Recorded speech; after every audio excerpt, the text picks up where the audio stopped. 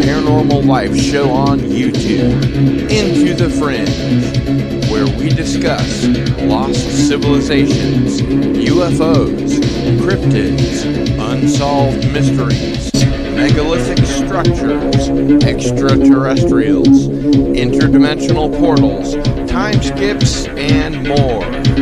Don't change that channel, because now you are leaving the mainstream and entering into the fringe. Greetings, followers. It is I, Cardinal Sin, and today we have a very special guest on Into the Fringe, Mr. Albert Rosales. Born in Cuba, Albert Rosales migrated to the U.S. in 1966. He had several unusual incidents as a young man while living in Cuba, and such incidents continued as an adult in the U.S. Rosales became interested in unusual phenomena and UFOs at a young age, but soon directed his focus to the crux of the phenomena: the humanoids, entities, extraterrestrials, UFOnauts, etc. He began collecting data on such encounters from worldwide sources in the late 80s. He has a current database of close to 30,000 entries, which is updated and corrected daily, and has published 16 books to date. Welcome back, my friend Albert Rosales, to Into the Fringe.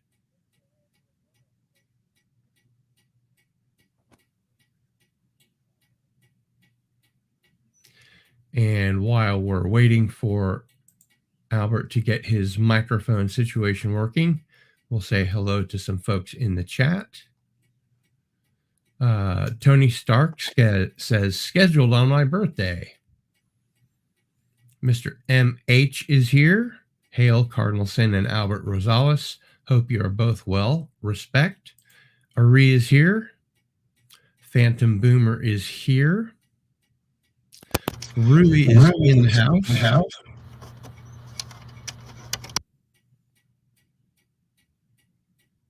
Don McDouglas is here. Hello. Tim Houston is here. Says good morning from Australia. Ari likes the Halloween themed background. And that looks like that's it for right now. Albert, can you hear me? I can't hear you. It's because they don't want us talking about this sort of thing. Today we're going to be discussing the Humanoid Encounters, The Others Amongst Us, Albert's book from 1995 to 1999. And if you stick around until the end of the show, we'll be giving away an autographed copy of that book. How about so far, Albert? Can't hear you still. Still having some issues. Herc 130 is here. Now I can hear myself. Albert, can you say something? Okay, it just cut you off.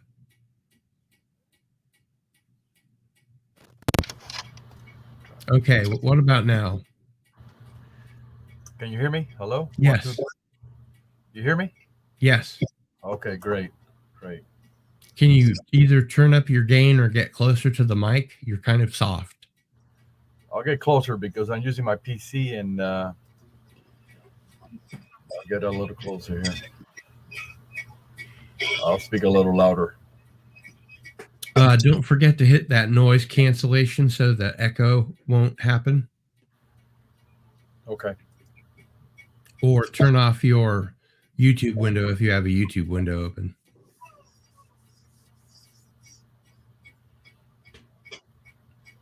Yeah, let me turn it off. I think I do. I don't have a YouTube window now. Okay. No. Okay, can you hear me better?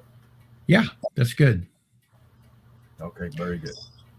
So I wanted to mention, I first ran across Albert's online database of humanoid encounters And you know how people get addicted to streaming shows? Well, I was stuck reading these entries for 3 days straight. I could not tear myself away, and I didn't even scratch the surface. For now, Albert's books are available on Amazon. And remember to stay until the end of the show when we'll be giving away an autographed copy of Albert's book from tonight, Humanoid Encounters, The Others Among Us, 1995 to 1999. Let me get a book here. A bit of a trigger warning. Albert always brings the spooky, which is one of the reasons he's a fan favorite. But many of these cases, while not involving violence, can be scary and even terrifying. This is not creepypasta. These are actual documented cases. So you have been warned. Albert, while we're waiting for people to roll in, can you tell us about the different case types, what they mean, where they come from, and the ones that you added? All right, I deal with close encounters, so the third type. This means that when an entity or humanoid is encountered in any type of manner, it could be an abduction, could be a landing. There's several. There's type A, when the humanoid or entity is seen on board a craft, either through a porthole, an opening on top of the craft. Type B, and when somebody sees a craft landing, they see the entity come out of the craft and in and out of the craft.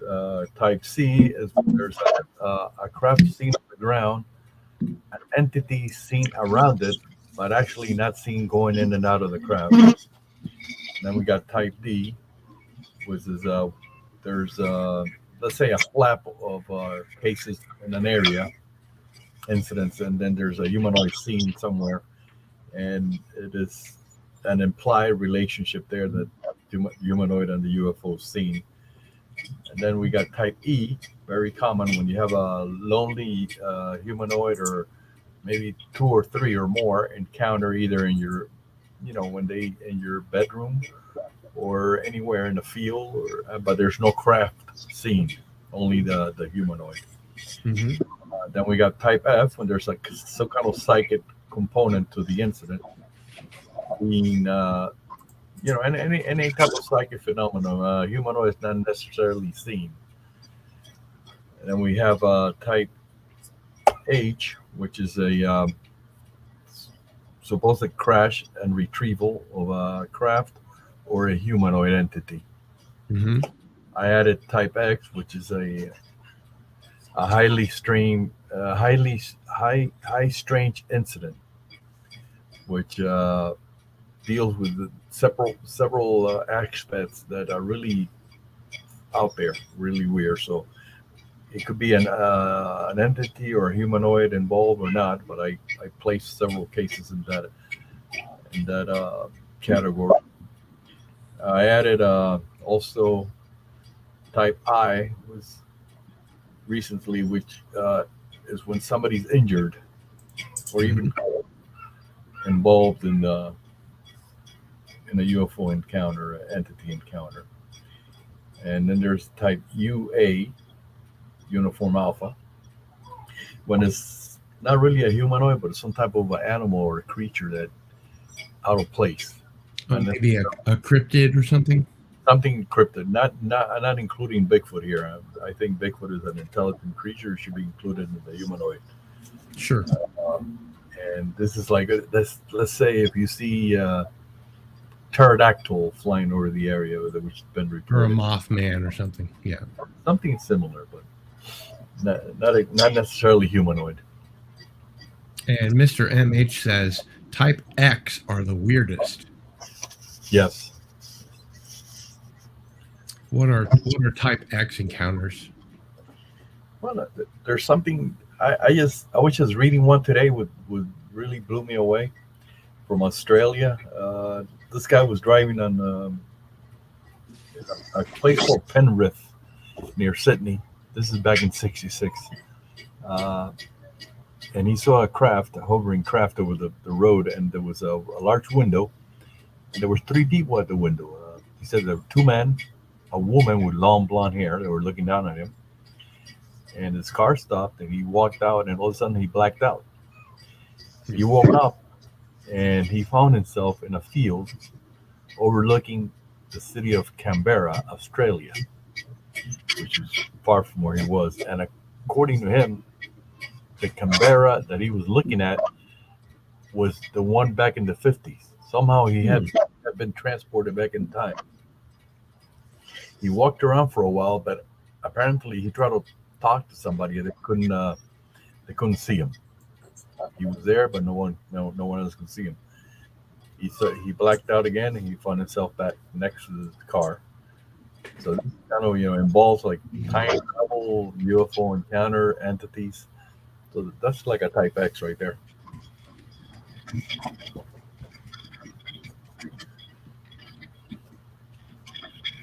Very good. We have a question to begin with from Don McDouglas, a frequent winner on our shows. And he says, I have a general question for Albert if it's not too personal. Does his family know he is an investigator of the paranormal for the past several years? And what is their opinion of it, if I may ask? Well, and all in all, my family, usually my couple of my sons, they're supportive. The rest of my family doesn't really. They acknowledge that I do that, but they don't really go into it. They like, all right, you do what you like to do. But then, I've been married more than once, and my spouses never really got into it. They Albert and his crazy UFO stuff. Yeah. And we have another question from Mr. MH. Question, is Albert looking forward to the release of the James Fox documentary next month about the 1996 Varginha UFO alien entity case in Brazil?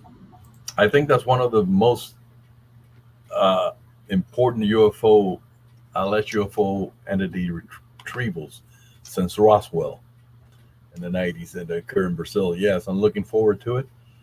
And there's a lot of stuff that happened in that incident, and it is really well documented by many Brazilian researchers, which I know. We went over that case last month, right? Well, because we're doing the 95 to 99 today. Right. And is that where it falls? Yeah. And okay. I don't know. So I don't know if I picked it. Right? I don't know if I picked it, but we could talk about it. Yeah. Okay, for sure. All right. Well, let's go ahead and jump right in. Do you want to go first, or shall I? You go ahead. Today All right. I have to. So this is the location is Sudak in the Crimean Peninsula in Ukraine, 1995 at 10 a.m. A local resident, Grigory, went to an embankment on the Black Sea for a breath of sea air. With a goblet of beer with him, he stepped down to the sand and watched the horizon. It was a calm and beautiful day. Suddenly, someone sneaked up on him from behind and put a rubber mask on his head. Gregory struggles and grabs the mask from under his chin and pulls it off, thinking it was some kind of stupid prank. But in the next second, he found himself amid a huge hall. He could neither see the sea nor the beach or sky. There were huge screens on the walls, multitudes of various control panels with buttons and chairs in front of them. And when he looked down, he saw that he was holding a rubber mask resembling that of blue reptilian monster, skin like a lizard covered with warts. Suddenly, a door opened in the wall and three monsters entered the room. They resembled the face very much on the mask he was holding. They were tall, about 2 meters in height, blue in color, all entirely covered in warts. They were nude and they were awful in appearance. One of them approached Gregory and put his hand on his shoulder. The alien had 3 huge curved clawed fingers on his hand and said in a low, hoarse voice, Homo sapiens. Gregory could see huge yellow fangs in his opened mouth. After that, seized by a terrific panic, Gregory began to scream. He jerked back, threw the mask on the floor, and ran away. He entered a corridor and passed numerous oval doors, different screens, and instruments. Overwhelmed by fear, he ran into another room, and there he was confronted by another blue reptilian humanoid. The humanoid opened his huge arms on his sides and said, "Where are you running to?" After that, he pressed something on the wall and saw Gregory saw what he called an abyss, endless space everywhere. He could see stars and beautiful scenes in space. He was trembling with fear when one of the blue reptilians approached him and took his hand and said, "Do not be afraid." He then accompanied the witness to the next room. In that room, he saw hundreds of reptilian humanoids standing in the ranks. All were standing shoulder to shoulder, and all were looking at the witness. Suddenly, they moved aside, and the witness saw a beautiful woman with light hair sleeping on a small sofa. She was totally naked. He saw her for several seconds, and after that blue reptilian's close ranks again, she disappeared from sight. The alien then accompanied Gregory to a screen. There were stars on the screen. The reptilian pointed with his claw at one of the stars and said, "Earth." After that, he embraced the witness with his powerful 3-fingered hands and said, "Stay with us. We have no time and death." Terrified, Gregory could only say that he wanted to go back home, that his mother was waiting for him, and begged them to let him go. The alien then said, "Well, then is there anything you would want to know?" Gregory could only think of one thing at that point. "How long will my mother live?" The alien answered, "As much as your age now." After that, the star on the screen began to approach very fast and began to resemble the globe of the Earth. He could see clouds. Suddenly, Gregory realized he was standing near his house, but in the opposite direction from where he originally left. He had been gone for 5 hours. He noticed a particular detail. The coins in his pocket began to glow with a yellowish light when he took them out. This light disappeared in the morning. And this source is Anton Anfalov, quoting B.V. Ustinov in The Secret Doctrine. Yeah, Anfalov. I just talked to him the other day. He sent me more cases from.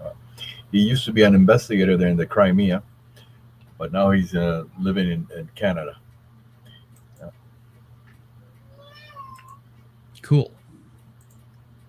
All right. So the next one we go to Poland, right next to Ukraine, a place called Bystrica. 1995, 11 a.m. The witness and his twin brother were leaving the house and glanced over at the farm building and something walking on the roof. They saw something walking on the roof. The sun was shining. It was a beautiful day. His brother saw it too. They told their parents and they said, "Cross yourself when you see it because we don't know what it is." Whatever it was very close, 15 meters. The typical human figure, apparently hunched over, was never seen erect, walking with his arms bent forward. Once it appeared, it looked directly at the witnesses, who saw a human face.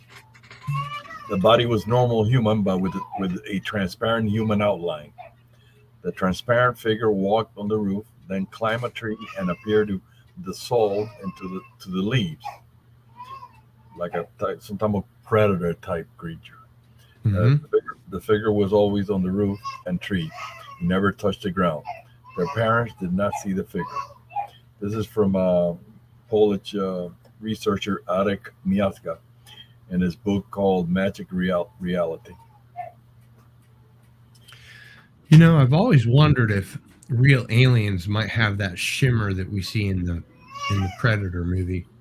Many cases, there are many such cases documented in which entities or humanoids have appeared with that glimmer, or some people call them glimmer man. Mm-hmm. Yeah. Okay, so this one takes place. The location is Mililani, Oahu, Hawaii, 1995. Time of day, evening. 12-year-old Vic and a friend were hanging out on the roof of their apartment building. It was just about dusk or the beginning of evening. The Milani apartment complexes around 12 or 14 stories. They claimed they suddenly saw a light come from a distance at first, and they thought it was an airplane, but as it got closer and closer, they saw it was an angel. Her beauty was far beyond anything human.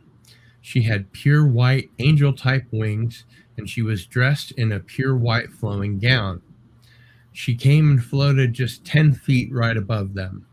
Her skin was dark brown, almost black, and she had fiery, red, glowing eyes. She had many leis around her neck and waist and flowers tied into her hair. One remarkable thing they noted about her was that no one on earth could tie flowers the way that she had them tied. It was impossible. They did not know what it was, but somehow they knew it was a good sign. The source indicates that it could have been some manifestation or associate of Mother Pele, the fire goddess of the Hawaiian Islands associated with the volcano. Well, it doesn't sound very much like an angel to me. It sounds No, a little bit uh, more scary. they assumed it was because I guess because of the wings and the white gown. But yeah, you're right. This I got this directly from a group from Hawaii that they wrote a small article called "The Lost Kingdom of Kimpurusha" in Hawaii, and they documented a lot of cases over there from the islands. And from you don't hear that many cases from there, but there are. No, you really don't. Yeah. And then we're gonna go the start of the chupacabra craze in Puerto Rico, Uh huh.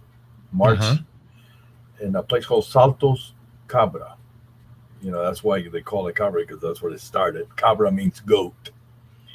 Uh, in the middle of March 1995, night, yeah, two anonymous police officers responding to a call in reference to some land found mutilated at a local ranch saw standing on the side of the road a strange 4 foot tall creature described as humanoid in shape, orange yellow in color.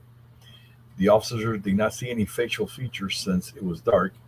In a quick, sudden move, the creature ran to its left and into the thick brush, disappearing from sight. When one of the officers attempted to follow the creature, he was overcome by a sudden headache and severe dizziness and had to be assisted by his companion. This is cases from Jorge Martin and Evidencia Omni. I guess it's assumed the creature was connected to the mutilation of the lambs or the goats.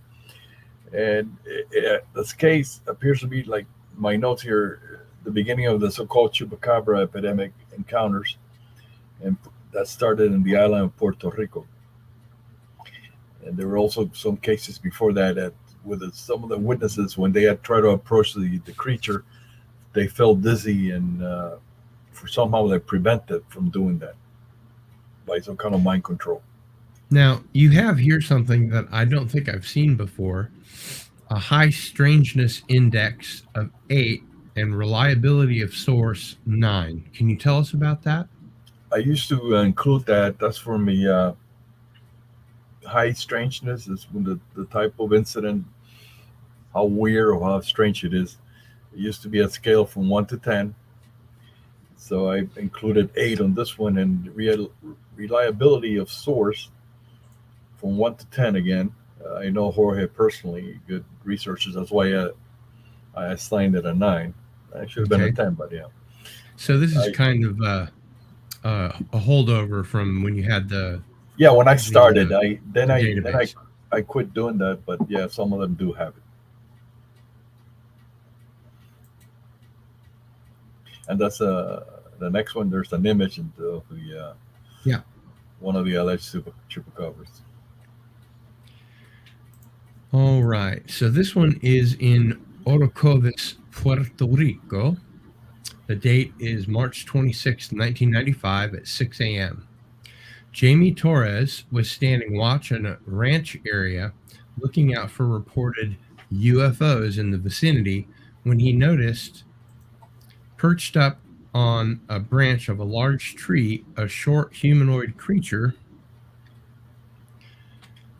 with a large hairless head. It had two large slanted eyes, a small mouth, and a pointed chin. The creature also had thin arms ending in four thin, long fingers or claws. Its legs were a little thicker, but also had four claw-like appendages. The witness also noticed that the creature's skin was apparently of different colors that included gray on the facial area, maroon, yellow, and purple. As Taurus watched, the creature made a strange gesture, slightly turning its head to the side and at the same time emitting a low buzzing sound. At that moment, Taurus felt a sensation of sleepiness and dizziness. He was unable to overcome the feeling in time to see the creature jump from the tree and run into the woods. And I noticed that you've marked this one an E as well. Yeah, I'm including the chupacabra type creatures. You see the image there; it looks like a gray, It but does. differently. Certain, the claws and the feet. This type E encounter with a lone humanoid. Yeah. Oh, the next one is kind of strange. Also, we go into Norway, a place called Stubner in Oslo, Norway. April 18, 1995, around dawn. After experiencing a very unpleasant dream, the witness suddenly woke up to see a strange figure bending over him in bed. This person had attached something, a sort of device, to the witness' left leg. He was laying on his right side. At the foot of the bed, there were three other figures. He knew he was awake, and in shock, he yelled, "But I'm awake. I'm not asleep." There was complete silence in the room while the person who placed the device on his leg seemed to work on it. The device was a little uncomfortable, but it did not hurt. He felt no fear. The person who stood to his left, he got a clearer look than the other three figures at the foot of the bed. Incredibly, the figures wore strange white cloaks, like in the image there, resembling those worn by American KKK members. So they were kind of flat on the top, weird. And the suit was light gray and full body. On top of it, was square in shape, like we see in the image there. The eyes were impersonal, but human in appearance. After a while, they suddenly disappeared. The witness ran out of, of, of the of the of the bedroom and into the bathroom to check for any marks on his leg, but found nothing. He checked every window in the apartment and everything was secured. He went back to his bedroom and locked the door. Moments later, the figures again appear. However, the witness felt calm, like in a trance, and soon they disappear again. In the morning, the witness felt nauseous and noticed that his alarm clock had stopped something which had only done twice previously. This is from the Norwegian UFO site, UFO Norge. Weird. That's what I call a bedroom visitation. Bedroom visitor. Oh, yeah, absolutely. Yeah. Like I said, Albert, you always bring the spooky. Yeah, that was kind of spooky. Yeah, you're right. Okay, let's see here. So the next one is, can you pronounce the location for me? Let me see. Nikopol in the Dnipropetrovsk region in the Ukraine. It's better than I could do, for sure. Okay, the date here is August 1995 during the daytime. Several young men had gone to the local beach On a hot August day after swimming for a while, they returned to the shore. There they were stunned to see four beautiful young naked women coming out of the water. The young men asked if they were nudists, but silence was the answer. Their impression was that the girls did not understand their speech at all, but one of the men knew three languages and asked them the same question in French, German, and English, but the reaction was the same. The girls then returned to the water, and when they began to swim, the young men noticed that the girls' movements were unnatural. They seemed to be gliding in the water. It also appeared when they dove into the water, they seemed to remain dry. Between them, the strange females were exchanging strange whistle like sounds, perhaps like dolphins. One of the men decided to approach one of the women and touch her, but as he did, he was struck by what felt like an electrical charge of such strength that he was almost repelled 10 meters out of the water. Wow. The strange woman then turned around, waved her hand, and easily dove over several large waves, and her friends did the same. Soon they had swum to the center of the Kahovkoi water reservoir.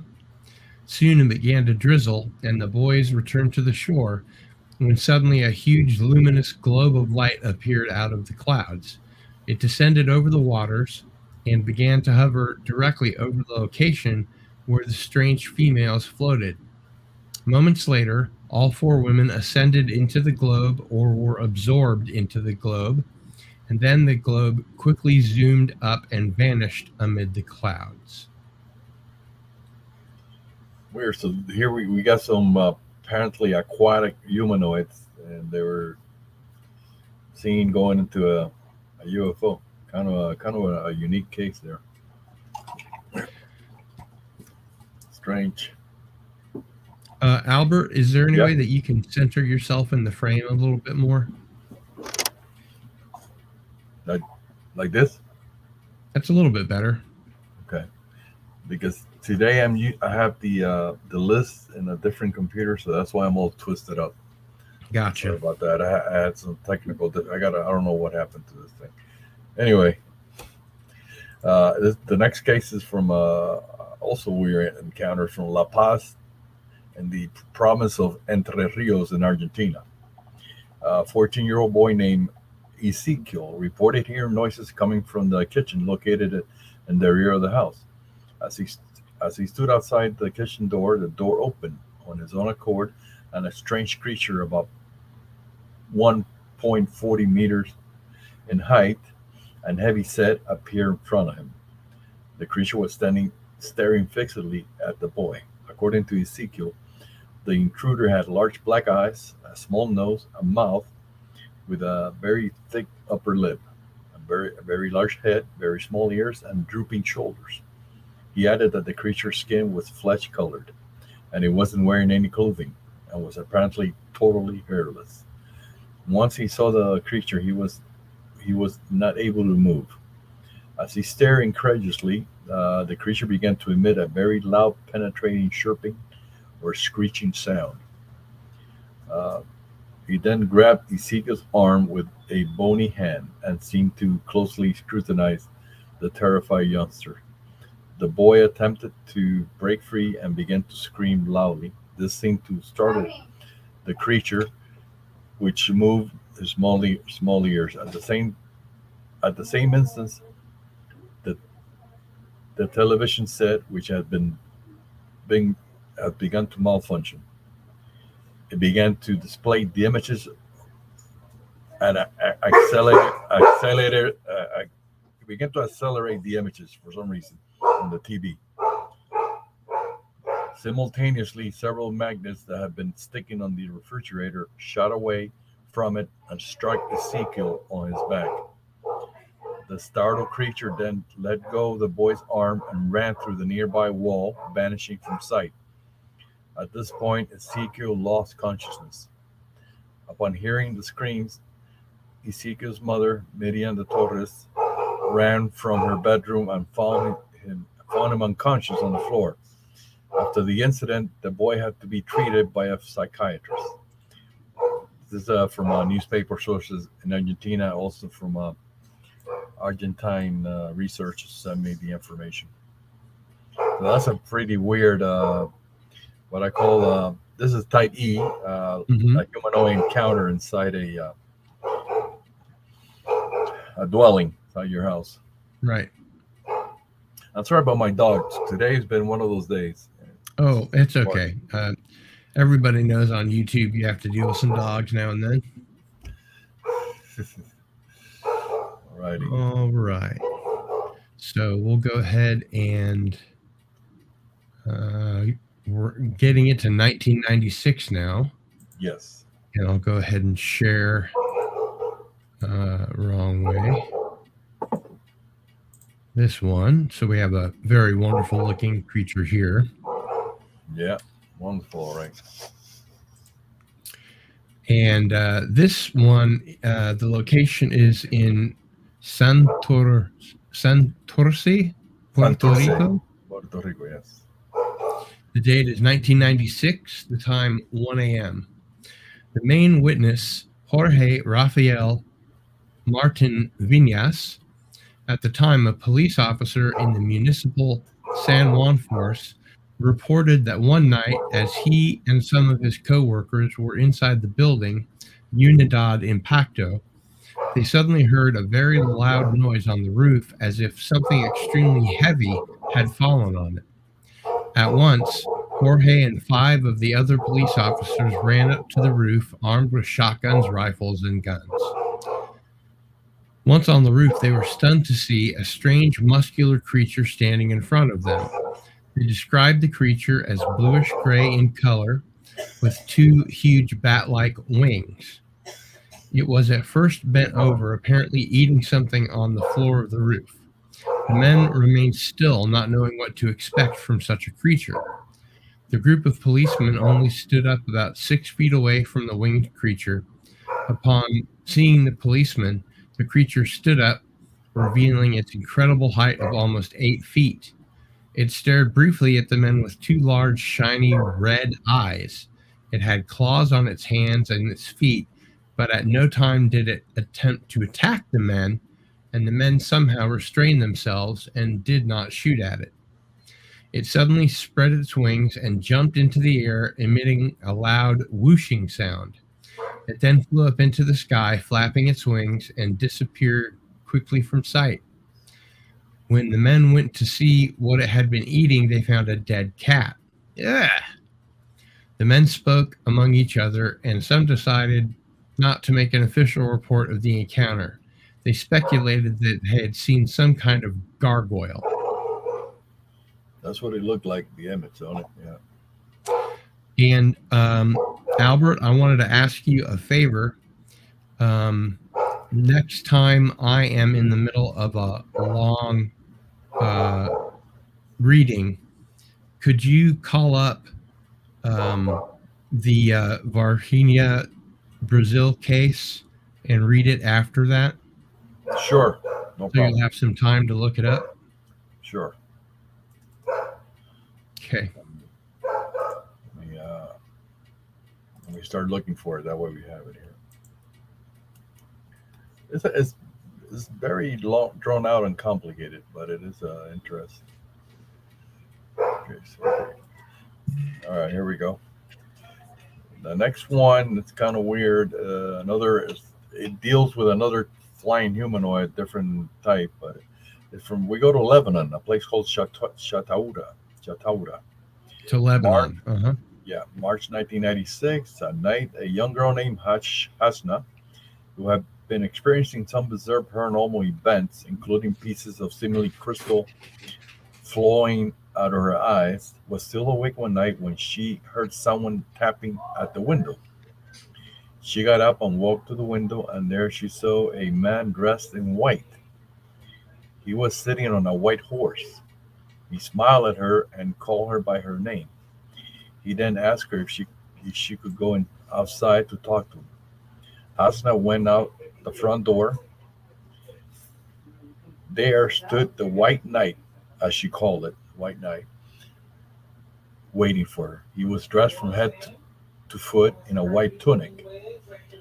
This reminds me of the Hawaiian case, which also covered his head and face. He told her not to be afraid and introduced himself as a messenger from God. A conversation developed between them about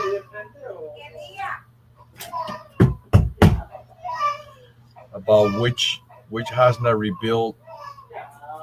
She didn't. She refused to reveal any further details, apart from the fact that the White Knight led her to understand that it was he who had been behind the crystal tears that she had been. So this has some paranormal connection here, and that all went according to God's will. There was a witness to the conversation. Hasna's little brother had followed her outside, heard the sister speaking, but failed to see who she was talking to. The White Knight visited her a few times again, and gave her advice and various warnings. Do you know anything about these various warnings? It was never specified on the location where I found the case. It could have been future wars in the Middle East and stuff. Mm-hmm. There's always, something going on over there. I'm assuming. And I notice in your notes you have type E or F. F because of the paranormal connection, like the glass supposedly coming out of the eyes, which has been reported in paranormal events before. Okay, let's go back to our cases here. This one is in Chippedas near Bindura, Zimbabwe. The date is March 6th of 1996, time 1 o'clock a.m. This might be a good time, Albert, for you to call up the Virginia case. Got it. Student Lloyd T. Karambakua, 17, woke up early in the morning in order to go to work. He soon became aware of a continuous clicking sound coming from outside on the road. At first, he thought it might be someone with a cordless phone appearing to be coming toward the house. Lloyd thought of going outside to see what was causing the noise on the road. At first, he thought it might be someone with a cordless phone, but he also felt afraid. He could not pinpoint the noise to see what was causing. He could not pinpoint the noise, and it really scared him. He was on his own at home, and it took him a while to reach a decision as to what he should do. But in the end, his curiosity got the better of him, and he opened the front door. The door made a lot of noise when he opened it, and by the time he got to the road, the sound had disappeared. Lloyd could see nothing. He decided to explore when suddenly the sound commenced again when Lloyd was some distance from his house. Immediately across the road from Lloyd's house is the local women's training center, and the road curves around at the far end to pass in front of this. The sound appeared to be coming from somewhere in that area, although due to being obscured by the building of the training center, Lloyd was not able to see what caused the sound. The sound frightened him a lot, so he went back to his house but left his front door open. He closed it but did not lock it. He switched on the light because he was nervous, but he wanted to see where the sound came from.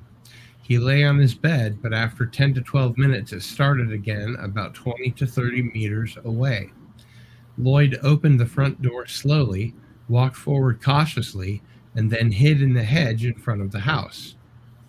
By the time he could see this thing about 2 meters away from him, it was a completely white, short, fast-moving, mysterious figure. It was about 1.5 meters tall. It had an egg-shaped head, which he only managed to see the back part, and it had a satchel on its back and and attached to that was an aerial and a small red light. The sound never died down, it just kept on clicking. When it was a distance away, Lloyd ran back and hid under the bed. The sound went on for 3 more times until it was disturbed by a motor car revving. When Lloyd woke up the next morning, about 5:45, he followed the road to where he had seen the thing to see if something had been left behind. But the only evidence he could find were some rather strange footprints, which he observed closely and drew in the sand for investigators.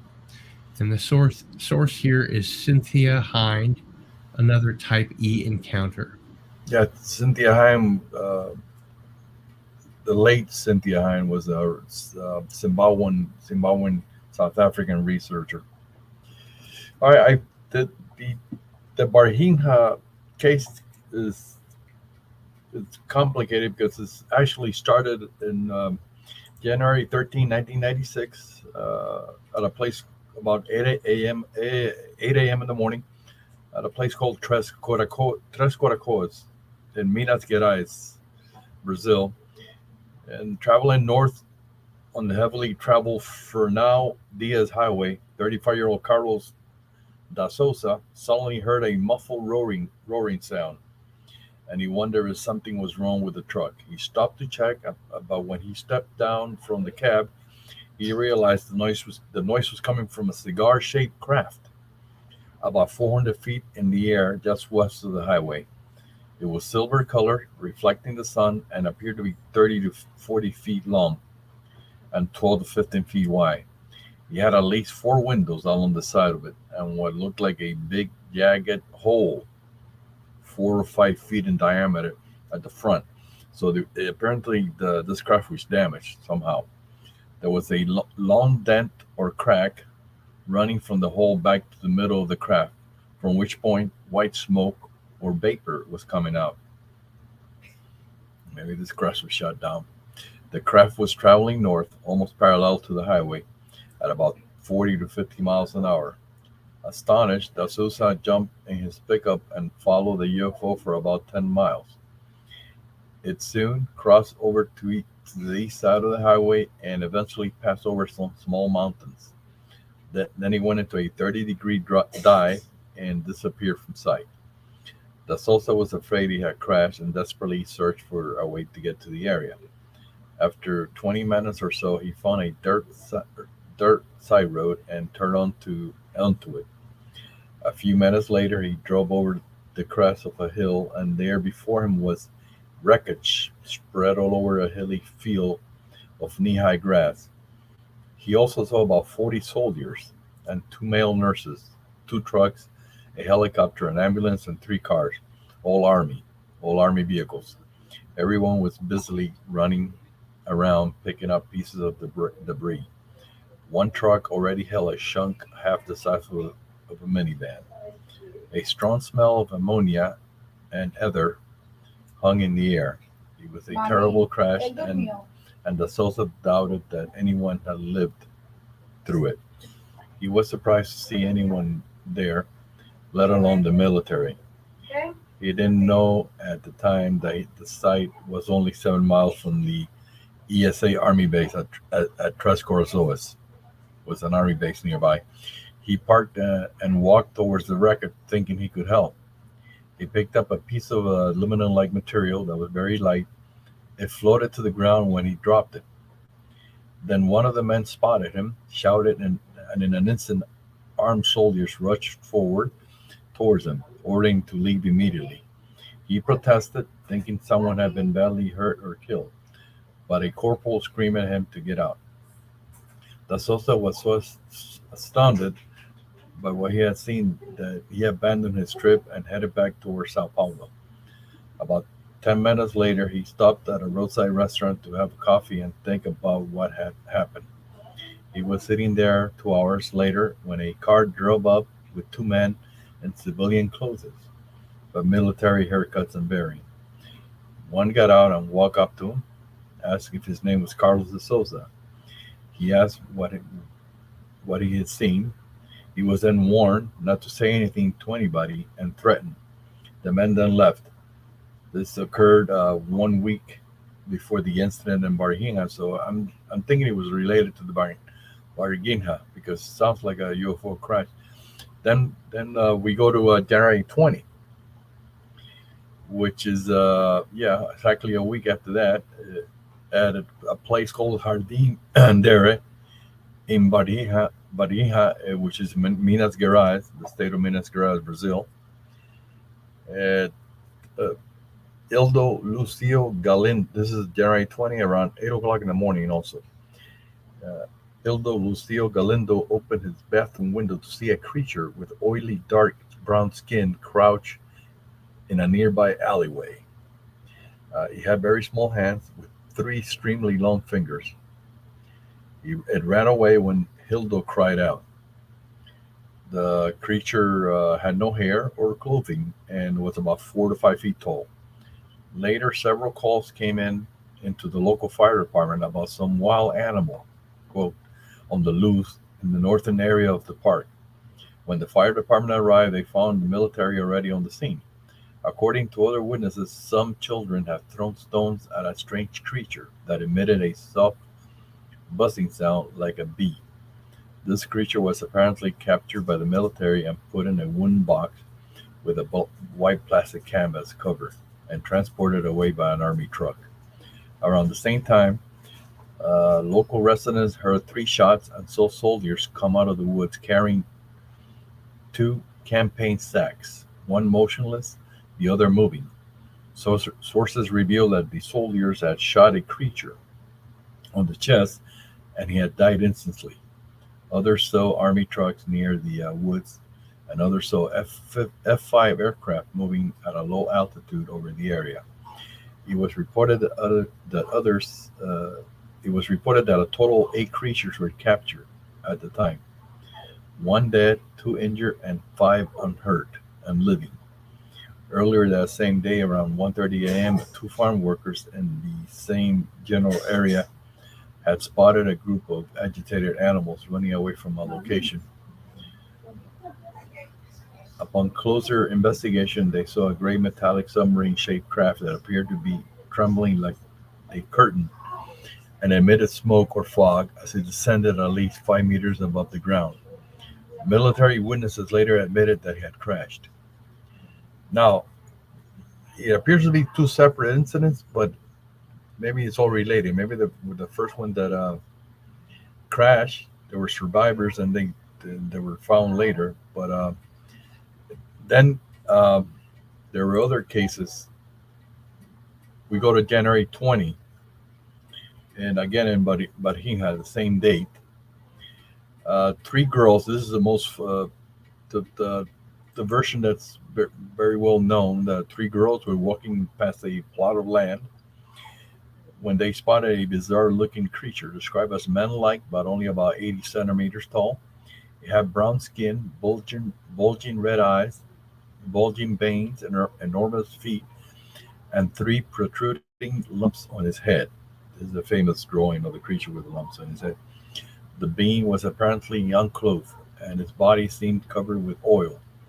The girls panicked and ran away from the area to obtain additional witnesses. Soon, units of the local fire department arrived and apparently took the creature into custody. Apparently, a similar creature had been captured earlier. The creature emitted a strange buzzing-like sound.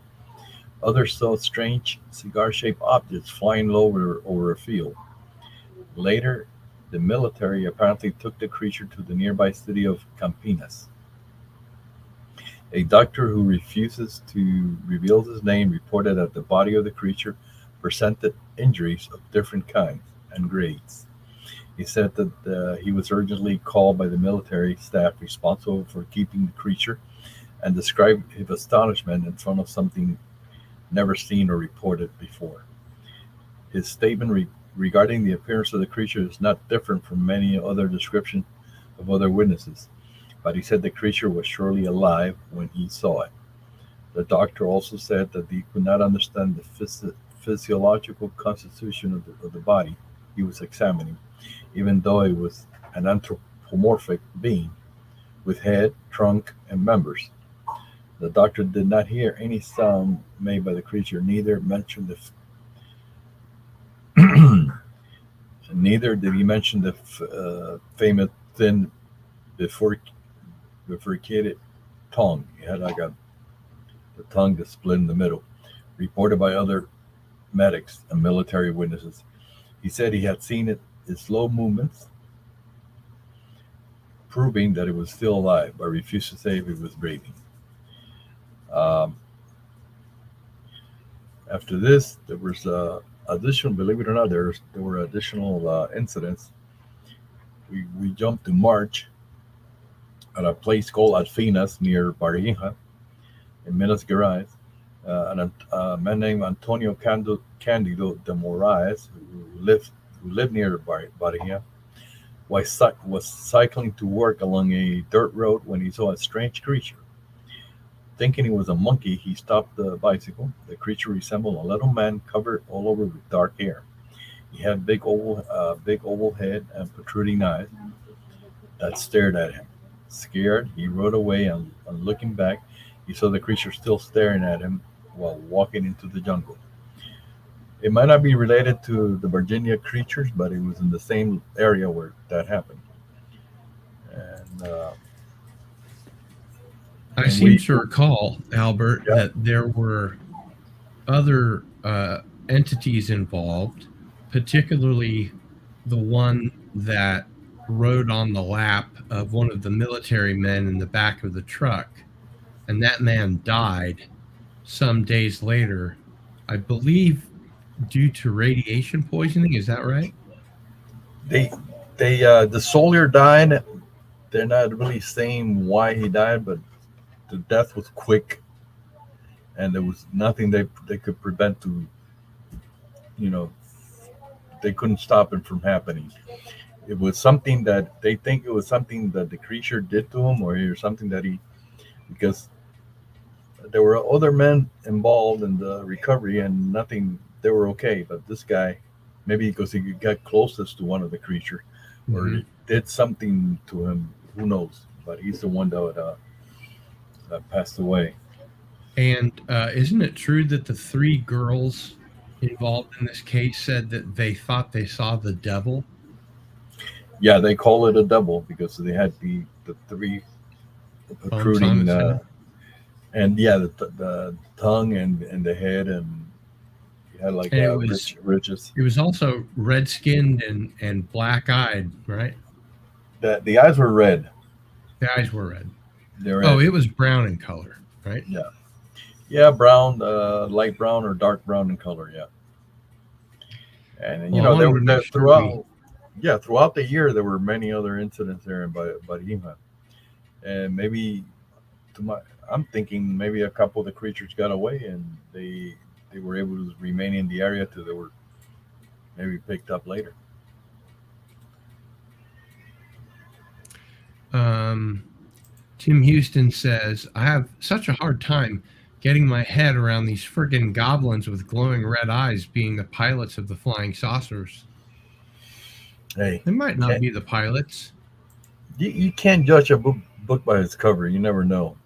They That's could be true. an alien that looks like a friggin' asparagus that he be much smarter than I'll any of chop us. your head off. Hmm. Eat you whole right out of the ground. All Yeah. right. Well, thank you for going over that case for us.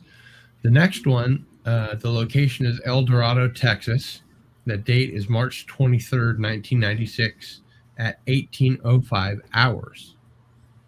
The witness, who was living at the Stockton Ranch, was sitting home alone watching the local news when he felt a presence watching him from outside the house. He explained how as he looked at the front door, it slowly opened and three cloaked figures stood at the entrance. He then went on to say that he was paralyzed by these figures because they spoke to him without speaking. They spoke directly to his mind, telepathically. He was told in a distorted voice, as if the three of them were speaking in unison, saying, "Do not fear me. I am here to warn you of yourself." They came in. As he explained, they did not walk, they floated. He said they were about 4 inches off the ground and he could not see their feet because of the cloaks. As they approached, he noticed their faces.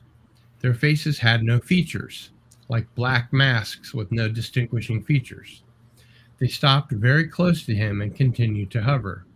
He then questioned them, asking them what they wanted from him. Were they real? Why him? He then heard and saw their response.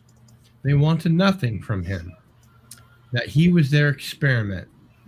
He was watched his entire life and was almost done with the experiment. As for the realness of the whole thing, he said they lifted furniture and carried it around the room by just looking at it. They had rearranged the room entirely differently than it was when he sat down to watch the news. They continued to show him that he was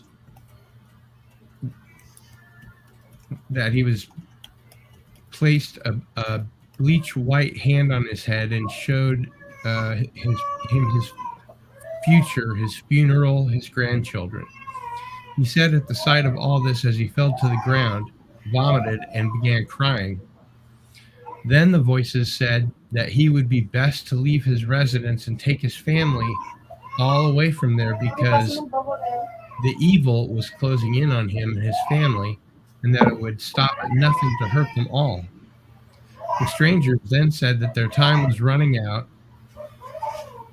as was his, and that this warning was in his best interest. He was again paralyzed as the 3 strangers floated out of the house. As the door closed, he said he saw a bright red flash outside. He was instantly able to move and ran out to see the empty yard in the moonlight. He then grabbed a 12-pack of beer and sat outside to look for the red flash in the sky until his family arrived home to find him a vomit stain in a living room that had been rearranged. He said it felt like it was hours passing by when they were there, but when they left, the news was still on, which is a 30-minute show. 3 years, almost to the day, the man, the head of the family, was found in a friend's garage with a single self-inflicted gunshot wound from a .22 Magnum. The man whose garage he died in answered all questions the police had for him. He said the deceased was staying with him until the morning when he was sober, since he was drunk and in no condition to drive home. The man had invited him in, but he said he would sleep on the couch in the garage and leave early. The man reported that he heard no gunshot in the night, nor did any of the neighbors. And comments are, who really were these 3 cloaked strangers?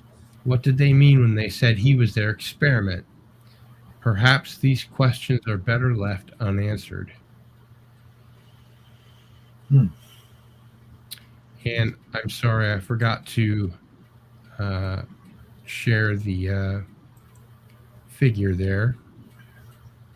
That's the figures for the next case. Oh, okay, good. Yeah, that's the next one. We're going back to Poland, a place called Częstochowa in Poland. Summer of 1996, around 1:30 a.m. A 7-year-old boy woke up at night to see a strange figure in his room. The being was about 150 to 160 centimeters tall and dressed in a gray black robe with a hood on his head. When he woke up, he felt a strange sensation in his stomach and then approached the being as if drawn to it. He noticed that the being grinned strangely at him, so he ran to get his parents. He ran to his parents' bedroom. However, when he entered the room, he was not able to wake him up, even leaving a scar on his dad's face while attempting to wake him up. They seemed to be in a deep trance. He doesn't remember what happened next, but woke up around 4:30 a.m. in his bed, feeling a strange sensation on his stomach again. That's the image of the being, pretty creepy looking one. This is from another Polish researcher, Piotr Selewia. I used to be in contact with him. So this is another what you call bedroom visitation Hmm. case. I don't think I ever really fully realized how many cases there are from Poland. A lot Or in Europe. maybe it's a factor of their government is more forthcoming with this kind of thing. Well, there is a lot of researchers in Poland, and besides Spain, maybe the UK, Poland is one of the highest. It has one of the highest incidents of close encounters in Europe. Yeah. Okay, the next one is located in Santa Fe province, Argentina. The date summer 1996, time 1500 hours.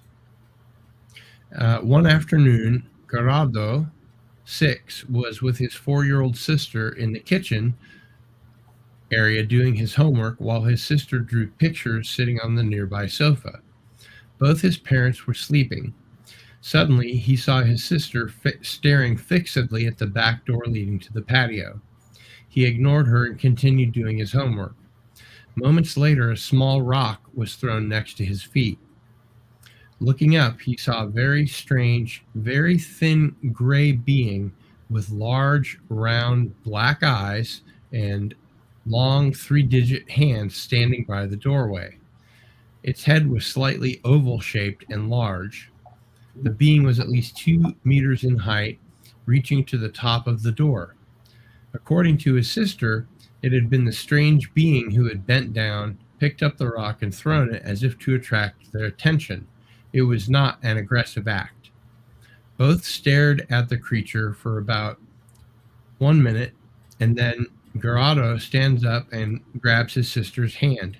This seemed to startle the creature, who turned around and left out the patio door. They did not see the being again. Moments later, Gerardo goes outside and sees a strange transparent object in the sky, which suddenly disappears. And I will let you tell us about the source. Source is Argentinian researcher Carlos Ferguson, and he wrote a huge book with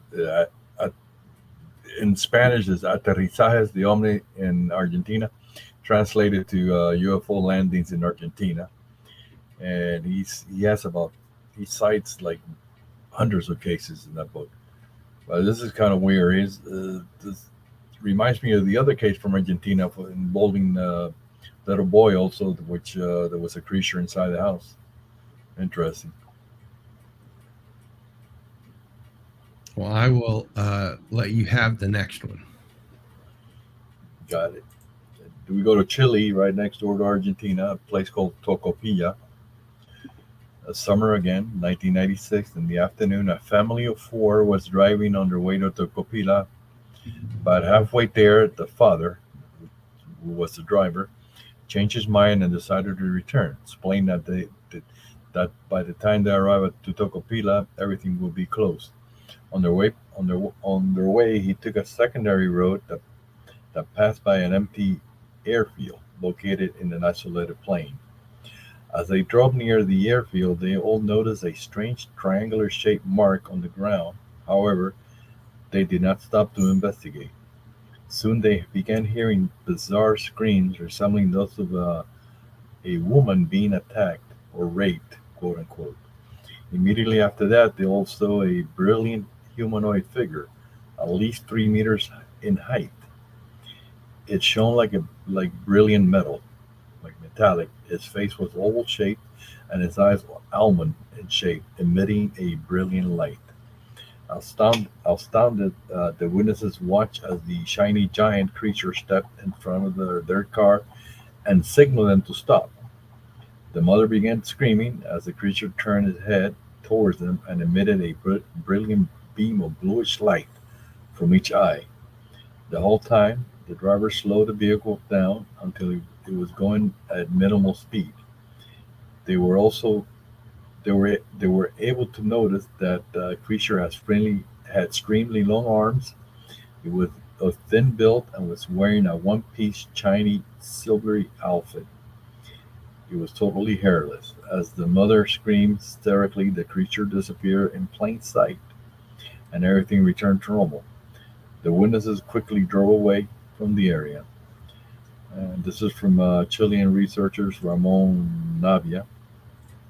And he wrote a book detailing many cases like that from Chile. Chile is another location with a high incidence of UFO encounters, alien encounters. Mm-hmm.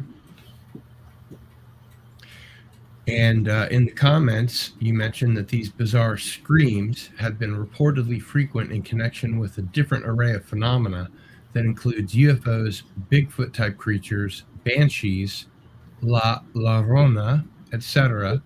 Similar screams were even heard at the time of the Kecksburg UFO crash. I had never heard about that. Yeah, Linda Moulton Howe writes about that, and she mentions incidents and some of the people that went to the site heard screams like that.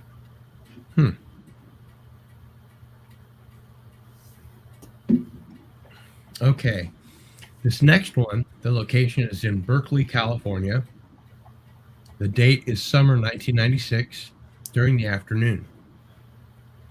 The witness had set up her display at the Berkeley Flea Market featuring a large photo of a flying saucer right up front. The market was busy but not too crowded. Someone caught her eye. It was a tall figure moving among the crowd, looking at the sky, ground, other people as if curious. But no one seemed to notice. Even her friend standing next to her didn't see the 7-foot tall figure walking around until she said, "Do you see that person coming this way?" Her friend said, "Yes, why?" The witness then said, "Look at his face. That's an alien." Her friend answered, "Wow, he is very unusual looking." The face was human looking, but the bone structure was radically different. There were deep ridges on the sides of the forehead, and the skull seemed oddly shaped. His clothes were very ordinary and dull, with no buttons, patterns, shoestrings, zippers, or anything else that stood out. Suddenly, he stopped and looked at the saucer photo, then looked at the witness, then back at the saucer, and then at her again. He began to move erratically, turning away like he was about to walk away, then turning his torso back toward her, then away with his arms moving up and down like a confused robot. Finally, he started to walk away quickly.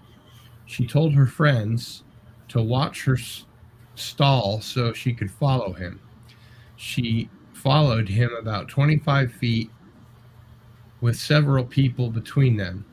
When he got to the BART station, that's the Bay Area Rapid Transit System station, he suddenly stopped and stood with his back to her until he spun around and stared directly at her face.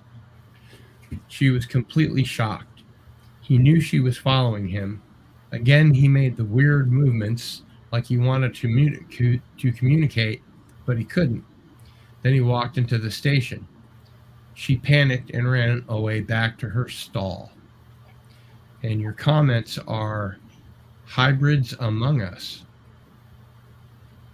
Yeah, sounds like a hybrid. They're slowly but surely becoming more common, and sometimes you can't even tell they're not that weird looking like this guy here. We have a couple of questions that I want to go ahead and go your way here from Wayutan. At Cardinal Sin, I asked this question earlier, but I guess it was missed. With the gargoyle incident, did the officers involved think to take samples of the dead cat? The source, Jorge Martin, he told me that didn't mention that they think the cat was discarded. No samples were taken. Don McDouglas asks, question for Albert. Do you know if you're still going to have a presence on social media after the time you said you retire? And in parenthesis, if you really retire, which we hope not, doing shows from time to time? Probably. I'll probably do that. I'm stopping old collection of cases up to 2020, 2021, but I'll still be around. But that's your last book, right? Yeah, I was working on another one, and for some reason, the publishers just having I changed publishers, and I don't know. It's just been a lot of things going on, but maybe I will. Maybe I still Well, will do it. Yeah. remember to talk to me off air about that. Okay. Canadian Spider-Man says, Albert Rosales noticed if there are generally more sightings and unusual events in countries that are typically more religious, such as many in South America and Central America. That's possibly true, and that they sometimes assign a connection to religious events when it comes to UFO encounters and strange creature encounters, and like in places like Mexico and Brazil. Yeah, true. Warachi says that Cardinal Sin is the Upper Peninsula of Michigan. Do they have a lot of sightings or events? As far as I know, they do in all of Michigan. I heard that the Upper Peninsula has to do with like a lot of cases, like a lot of dogman, werewolf type cases, a lot of Bigfoot, Bigfoot type cases, for sure. Yeah. Mr. MH brings up a good point. Sorry to be a pain in the ass, but was just wondering from Albert if the prize from the previous Humanoid Encounters stream was sent, as I am still waiting for it. He lives in Australia. Yeah, tell him is already on the way. Sorry for the delay. I was going to mention that, but the book went out, and I have the receipt. I have the tracking and everything. Great. If he could give you his email, I'll send the tracking number. But it did go out already. I'm sure that's all he needs. And tell him I'm sorry for the delay. Yeah. Yeah, sending stuff to Australia is like slow boat to China. I'm telling you.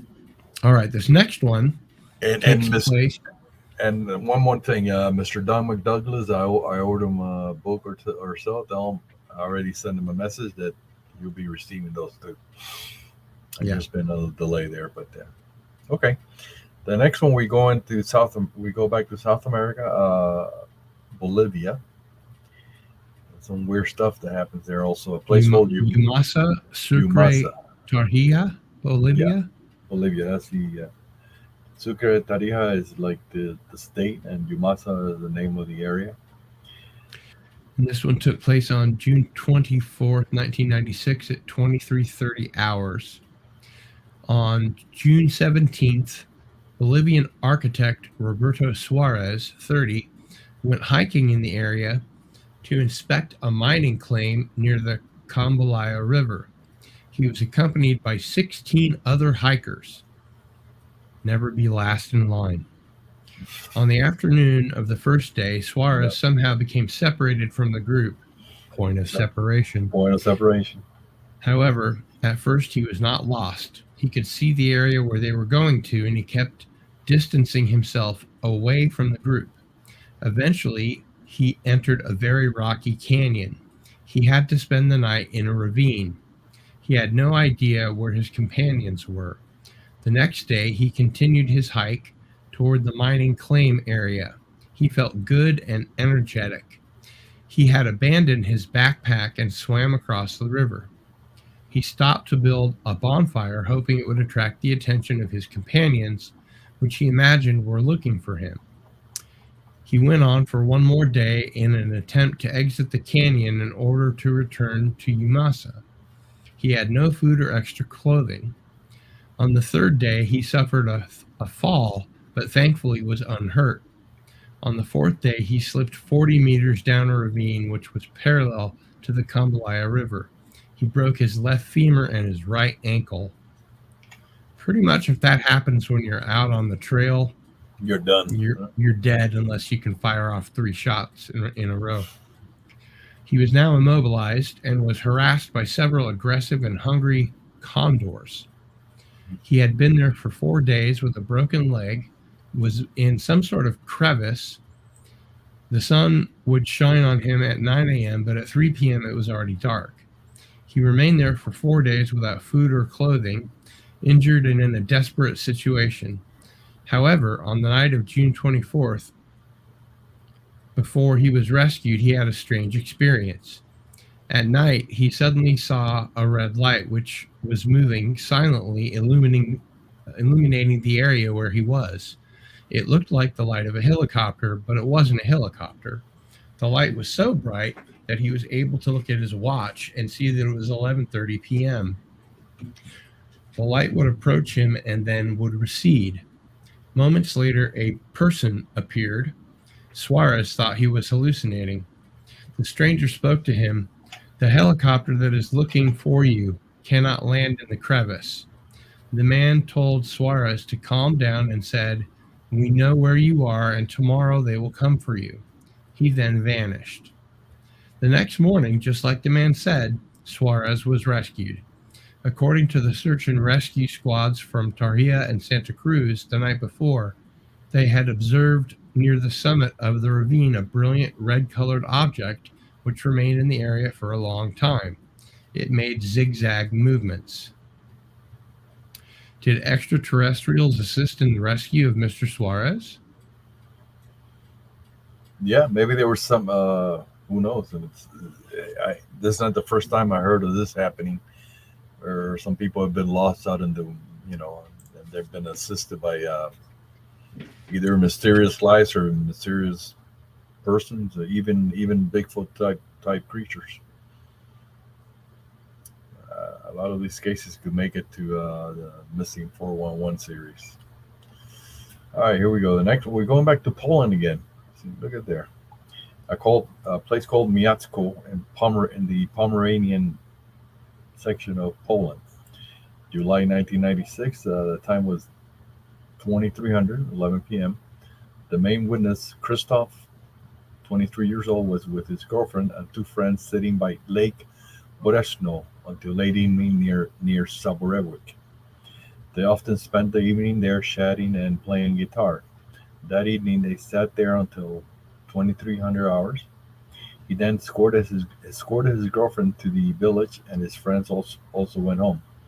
He was tired and wanted to go home, so he went back to Miacko to cross the meadow by the lake. He reached a dirt road linking the city with the village of Papiernia and headed west. On his right side, it was thickly forested. As he walked, it was suddenly all quiet. He then saw several forest animals, owls, foxes, all types, run out of the woods. I heard this happened before. He was surprised, but he knew the area very well and was not afraid. But suddenly something strange happened. He does not know if he was in fatigue, but suddenly he felt an incomprehensible anxiety. It was scary. He got goosebumps, and as it suddenly got cold, even though it was in the middle of summer. At some point, everything became deathly quiet and still. He felt the need to run and felt eyes staring at him. He thought there were poachers in the woods and started to run, but his feet would not obey him. He felt torpid and could not run. He went for maybe 5 meters only. He felt that he was trying to escape something and could not. He then heard something resembling croaking and laughter sounds coming from the bushes. He then stumbled and fell. He could not move as he kept hearing the noises in the bushes getting closer. The fear was so great that tears came to his eyes. He wanted to get away and could not. He then saw some shadows of maybe 4 or 5 short humanoid figures, about a meter in height. They looked and have body silhouettes like children, but children they were not. They came out of the bushes making chirping sounds and screeching like wild beasts. It was not a human sound. They rapidly approached him using quick jumps and bounds. He could not do anything. He felt like a log. After a moment, he lost consciousness. He woke up later, relieved that no one was around. He got up and started to run, but suddenly stopped, realizing his shoes were missing. Shoes missing, that's a clue right there. He then ran home, ran into the house, and woke his parents, shouting that he had been attacked and his shoes had been stolen. However, excuse me, his parents did not believe him. They told him to go to sleep. The next day, he remembers going to church, even though he didn't consider himself a believer. He was convinced that he had met something devilish. There you go. There's a religious connection there. He prayed earnestly and never again encountered something similar. Christoph did not remember much of the details of the appearance of the characters who attacked him in the forest. The observation was hindered by night conditions. He only saw the silhouettes of the entities, but he was certain they were not animals. The silhouettes were indeed of human form, but short in stature, about 0.20 meters in height. Their strange laughter resembled a mixture of croaks and groans. Very creepy, encountering something like that in the woods. This is from Polish researcher Eric Miaska. He has a blog spot which he still active that he recounts a lot of these stories from Poland. Yeah. Mr. MH mentions, just wanted to mention previously as I was listening but couldn't interact, that there is a theory that the Varhinia entities were cargo on the UFO, not the operators, as their behavior was more animalistic. I haven't heard that, but the thing is, if there wasn't any other type of entity reported after the crash, some of these entities they might look animalistic, but who knows? Maybe they're much smarter than we are. Yeah, I forgot that it was a crash. Wayutan says, I am a resident of the Upper Peninsula of Michigan, and I can say, yes, we do have a lot of experiences. I have never experienced anything personally, but I know a few people who have. And Cars Peel asks, Albert, have you had many encounters from Arkansas? Hi, Cars. Yeah, Arkansas, one of the states that has a lot of encounters. I think starting California number one, then we have Texas, Arkansas. There's a lot of encounters there. I could post a couple in my humanoid group, and when I have a chance. Probably Pennsylvania first. Oh yeah, Pennsylvania is out of control. Yeah. Yeah. Let's see, what else do we have before we... Tim Houston asks, why assume these entities are extraterrestrials? Maybe there's a lot of people call them extraterrestrials. I call them humanoids. Their origin could be interdimensional. But they're often sighted near an onboard craft. Yeah, the craft could be from other dimensions also. Who knows? Maybe from the future. But I think there's a combination of sources here of where they come from. I believe there's some could be extraterrestrial, and others are from different locations, mainly other dimensions or parallel universes. Okay, so now we move on to Los Villares Jaén and Jaén, Spain. Jaén, Spain. Yes. Date July 16th, 1996, time noon. 66-year-old Dionisio, a retired farmer, was walking through a field and had sat down on a rock next to a tree. Suddenly, there was a very strong and pungent odor in the air, and a low hum could be heard. He then noticed an object hovering near the ground next to some nearby power lines. The object was shaped like a dome and was shiny and metallic. It also had several black glass oval-shaped windows. It was about 3 meters in length and 1.5 meters in height. On one side of the object, he noticed what appeared to be some inscriptions, part of it resembling IOIO. And from the top of the object, there were some cables that were apparently connected to the nearby power lines. Dionisio also noticed a curious fact If he moved back about 3 meters, he could no longer see the object, but once he moved forward again, he was able to see it. Suddenly, he saw 3 figures standing next to the object. These were about 6 feet tall. There were 2 men and 1 woman. They were wearing tight-fitting, one-piece silvery outfits. Looks like they went to the alien store. The humanoids' faces were Asian in appearance with very high cheekbones, very pale skin, and slanted eyes. They also had large hands with 5 long, well-defined fingers, and their mouths were slit-like. They also wore silvery boots. Suddenly, the witness felt something strike his chest. Looking up, he noticed that the woman was signaling him, and one of the men was kneeling down next to the object. Soon he began hearing voices in his head. Frightened, he hid behind some rocks, and then he heard the humming sound and noticed the pungent odor again. Coming out from behind the rocks, he noticed that the humanoids and the object were gone. Investigators found ground traces at the site. A mysterious rock, an artifact, was also found at the site.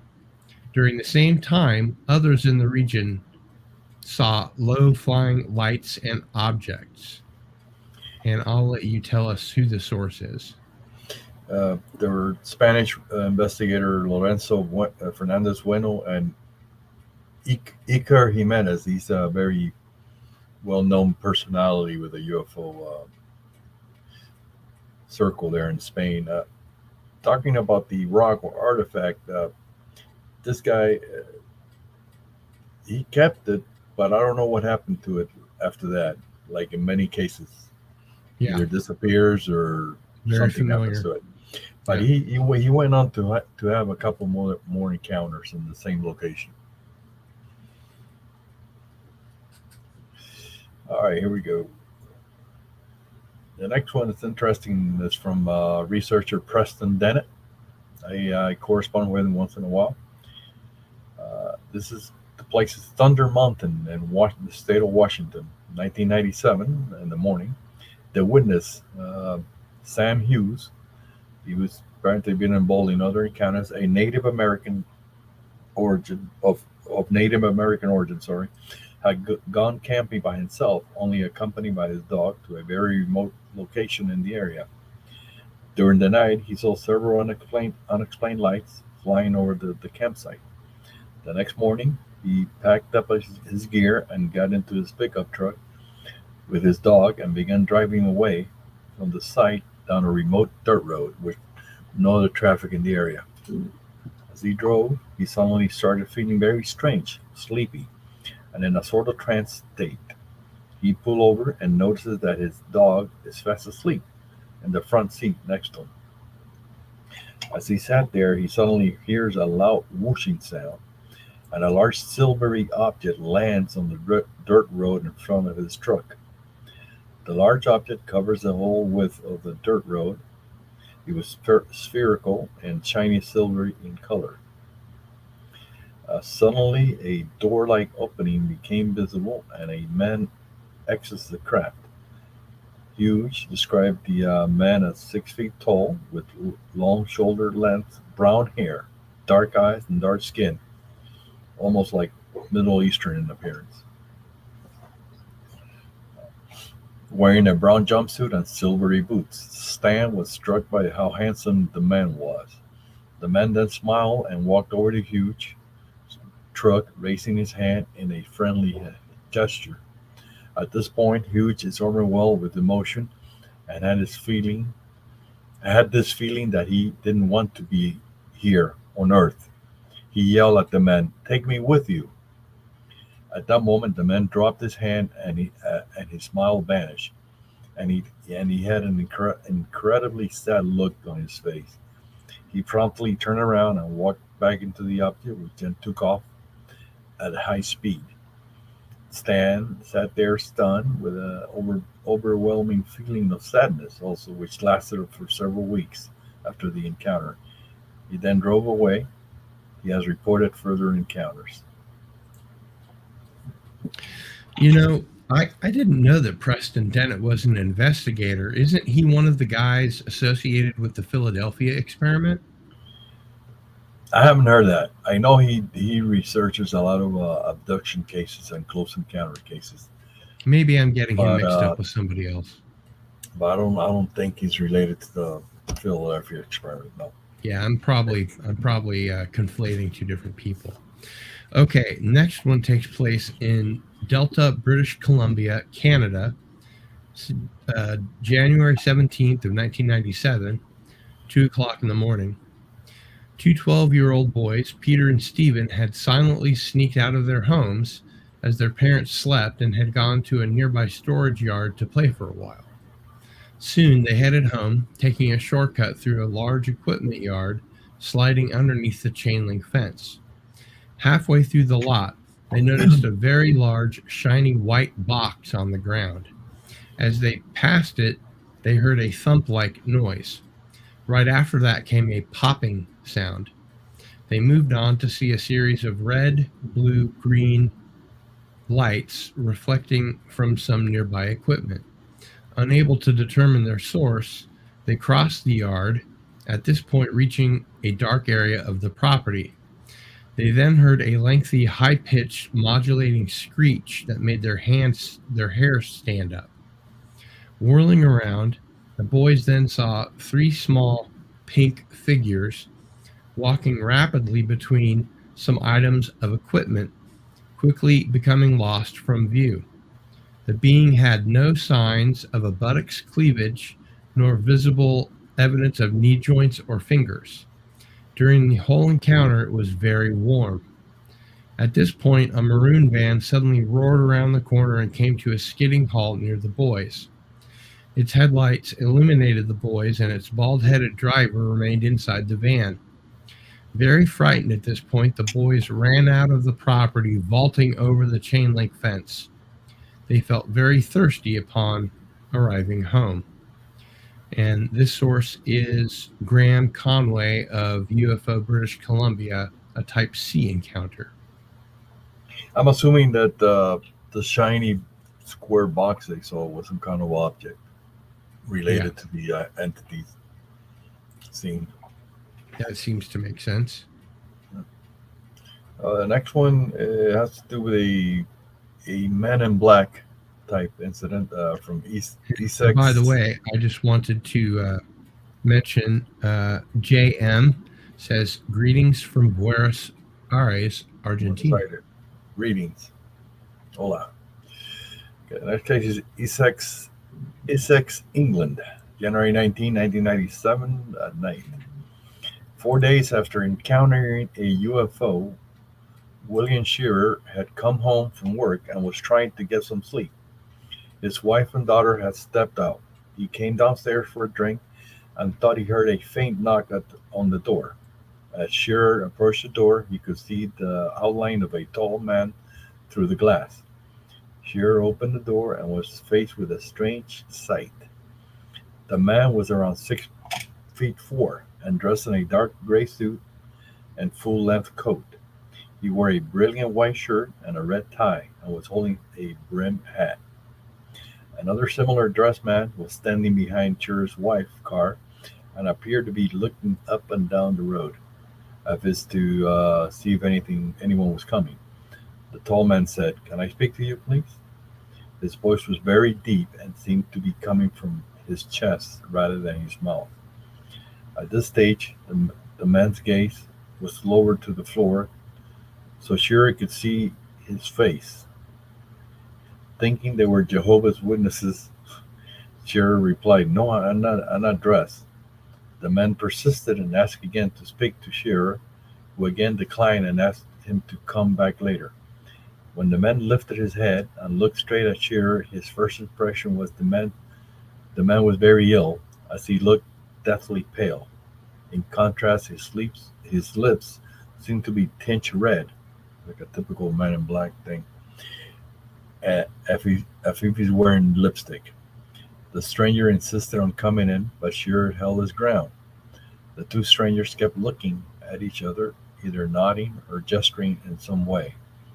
The men then walked towards the car, which was black, and according to Shearer, it looked like something straight out of a gangster movie, yet it looked brand new. Shearer noticed that the men walked awkwardly and appeared to have no facial hair. He also received a later visit by similar entities. This is from researcher Andrew Lunn, Lunn. Lunn. Mm-hmm. That's a typical case that you might be interested in. Yeah. These are all cases I'm interested in. I'm interested in all forms of you know, high strangeness, Yeah. regardless of origin. Um, okay, this one takes place between Winifred and Santa Rosa, La Pampa, Argentina, Dina. February 1997, 2 o'clock a.m.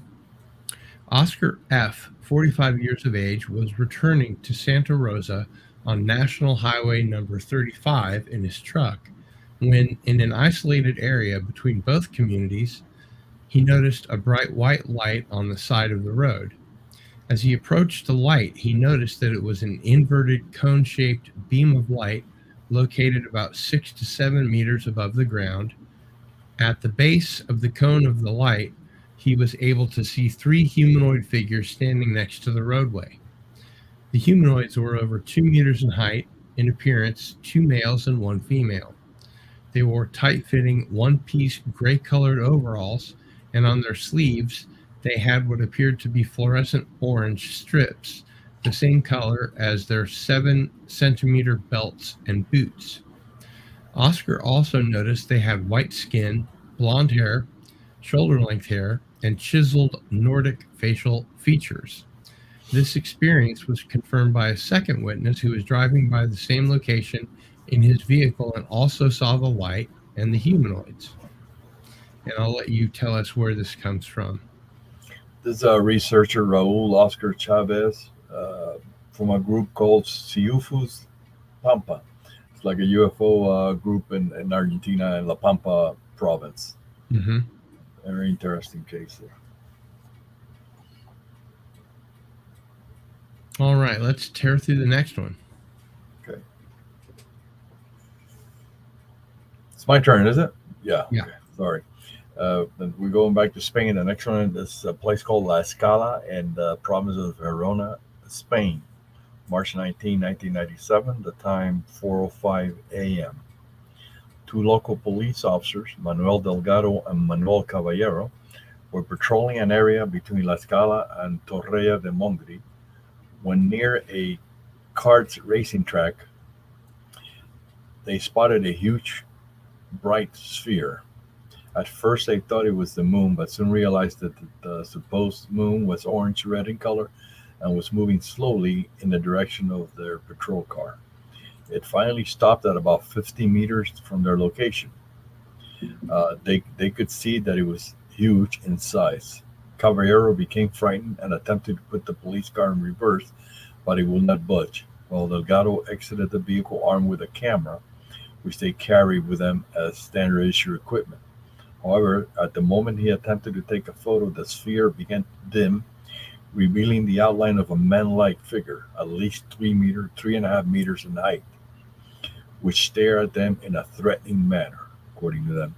Suddenly, a bright flash of light illuminated the officer's vehicle and the surroundings. The sphere then seemed to change shape and disappear into the sky. The two officers returned to their station and filed a formal report of the incident. Several days later, Manuel Delgado, who had remained outside the police vehicle during the encounter, began to gradually lose his sight and had to be relieved of duty, while Caballero, who remained inside the vehicle, seemed to have experienced beneficial after effects, becoming almost completely cured of his cardiac problems. However, Caballero eventually died of cancer, and Delgado was also treated for the same type of cancer, but survived. Weird.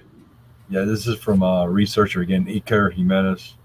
He wrote a book called Enigmas, Unsolved Enigmas. So this is two police officers, and both had problems after encountering something. Maybe the whoever that was did not want to be photographed. Yeah, apparently. We're just doing a little promotion of the wonderful gillstore.com, all kinds of stuff that you can get there. Into the Fringe based. Yeah, there are some weird cases tonight for sure. Let's go ahead and plow through another one here. Okay, this one has an image that I need to copy.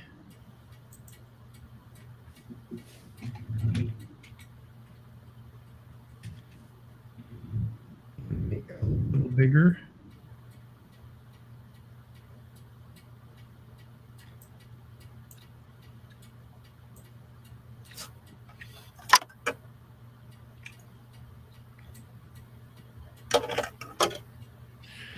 Okay, so we can go ahead and do that.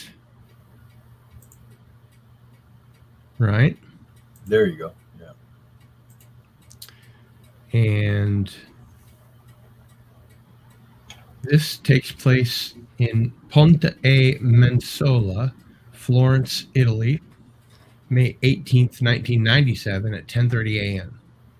In a hilly area east of Florence, a local merchant watched a tall human-like figure suddenly descend slowly from the sky onto a nearby field. The figure was about 1.6 meters in height, human-like and totally covered in a black, tight-fitting diver's suit.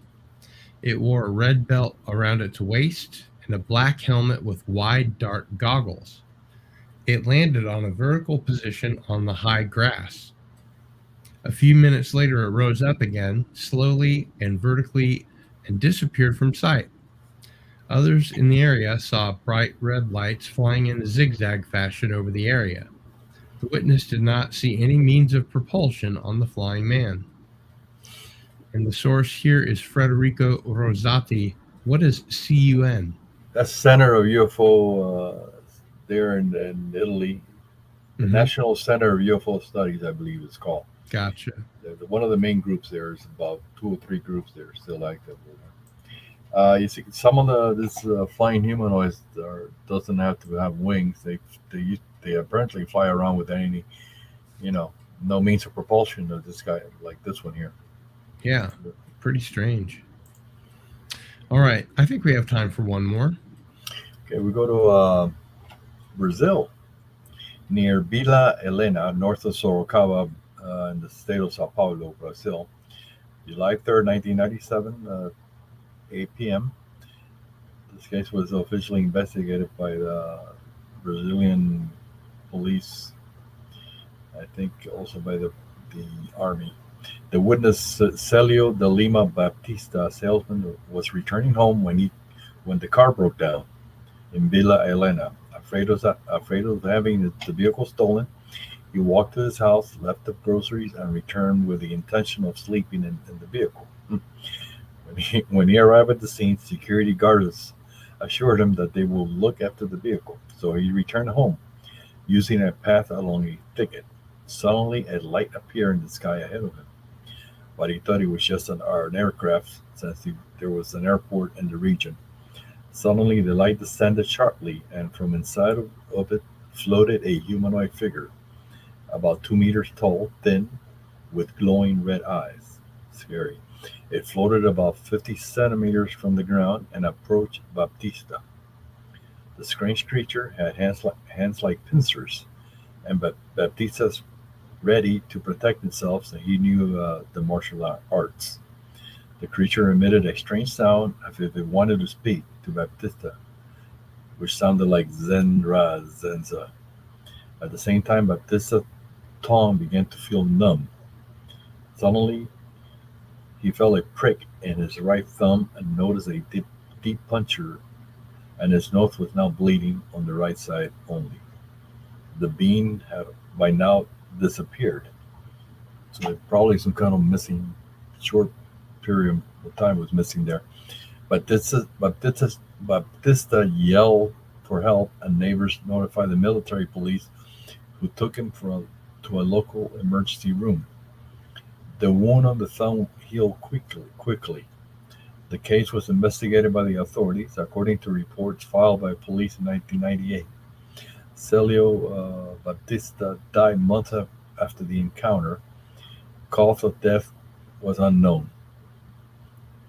And I got this from a, the Brazilian UFO site and from somebody from Enigmas Fantástico that sent me the information. And we have a lot of comments about red eyes, red glowing eyes is a bad sign. Normally, when there's a type of entity with a red glowing eyes, yeah, it's like many times it's a negative encounter for some reason. Not Yeah, all it the seems time. like Yeah.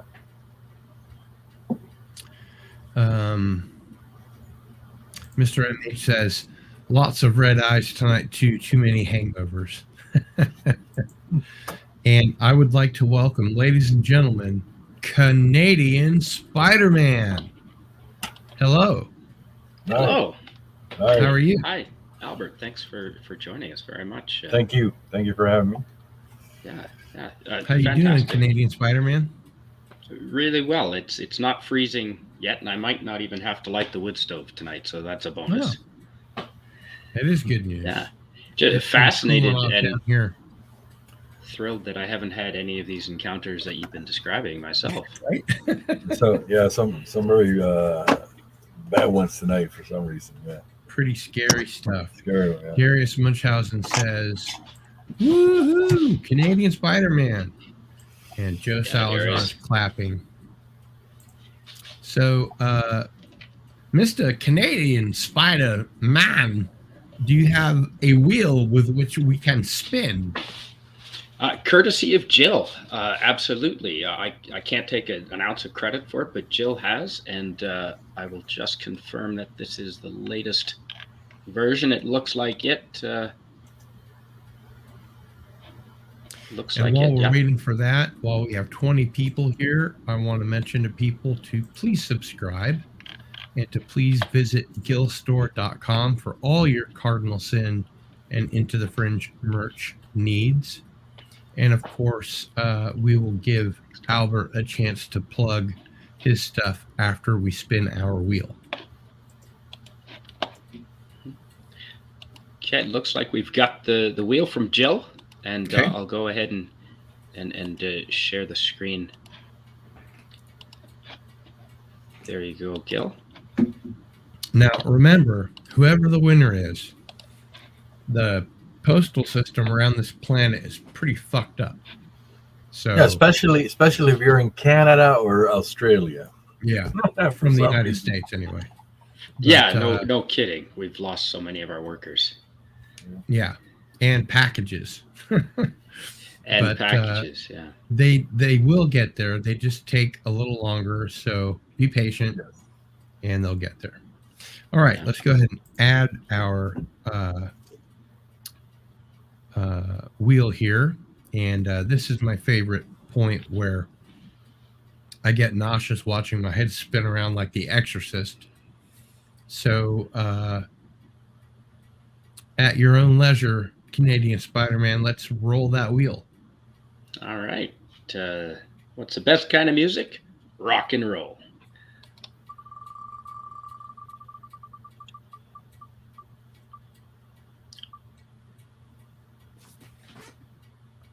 Phantom Boomer. Yeah, congratulations. Good job, Phantom Boomer.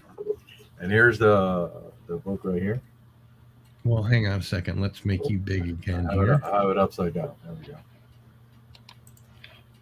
1995, 1999. There we go. Oh, I was holding up the wrong one.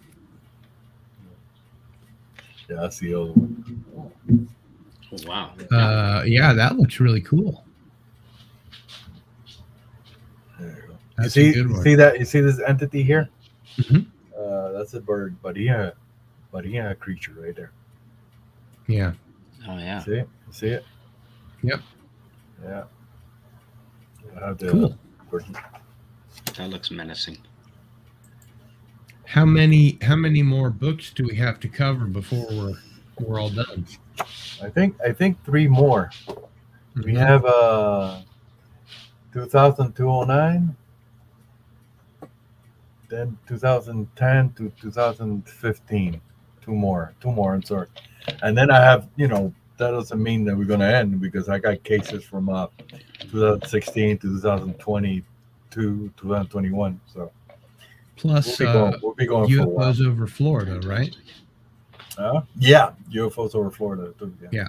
So we'll be covering that one as well, obviously. Let's go through some comments here while we have a little time.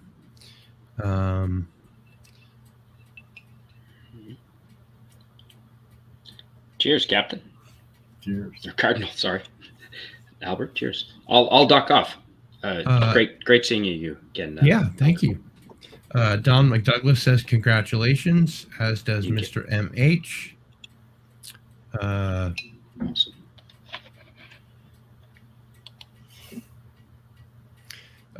Congratulations. Warachi says huzzah and such. Joe Salazar says congratulations, Phantom Boomer. Rui says congrats and a very nice Phantom Boomer vibe. Darius Munchausen says congratulations, as does Cam's Crash Courses. And Cam's Crash Courses says Cardinal Sin. Thanks, Cardinal and Albert. Very interesting stream. Don McDouglas says thanks to all of you for tonight's show. Mr. MH says, Cardinal Sin, can you please send Albert my email to email me the tracking details from the last stream as possible? Sure, just send me an email and I will reply with that information, or send it on to Albert. Phantom Boomer says, wow, this is my lucky stream apparently. Thank you. Congratulations all around. And I think that's about it. So, Albert, can you tell us where we can find your work, and tell us a little bit about your Facebook group and where we can find it? On my Facebook page called Humanoid and Humanoid UFOs and others, and encounters. There's every day I post very interesting cases of different types. Not only me, there's a lot of people that post there too. And it's a very busy page, and I try to keep it just with the no BS, just UFO encounters, the alien, the humanoid, and a lot of good information there. And my books can be found at I have 16 books at Amazon.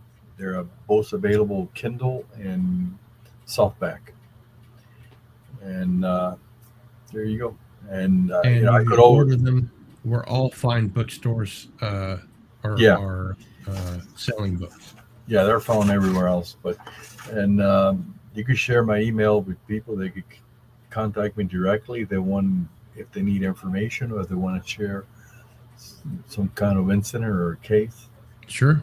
Feel free to share my email. Okay. Will do. Right. Well, thanks again, Albert. It's been a really interesting show. As always, you bring the creepy, but I guess there's a lot of creepy out there, right? There is, more than most people really know. And maybe, just maybe, we'll have an extra show where we'll go through all of the shows where we didn't get to all of the encounters, and we'll just kind of skim off the bottom and have an entire show based on that. I got almost 30,000 cases in my file, so yeah, that's a lot. Yeah. All righty, Gil. So send me the information on the wiener, and I'll send them the book. Okay. Will do. Thank you. Have a good night. All righty. You as well. And it is Cardinal Sin out.